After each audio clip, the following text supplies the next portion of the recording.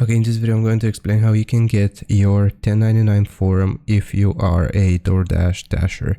Now, some people will receive their 1099 form through physical mail, but some of you will receive it if you have the Stripe Express app. So you can check your email address and see if you have received an email. DoorDash will send an email to the email associated with your account with your 1099 form when the time has come.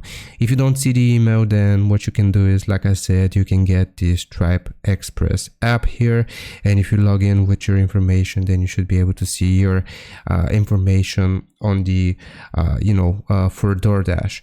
So that's basically how you do it. Check your mail. You should have an email from Stripe Express saying or giving you your 1099 form for DoorDash, and if you don't see it there, you can just open up the Stripe Express app, log in, and find your DoorDash 1099 form there.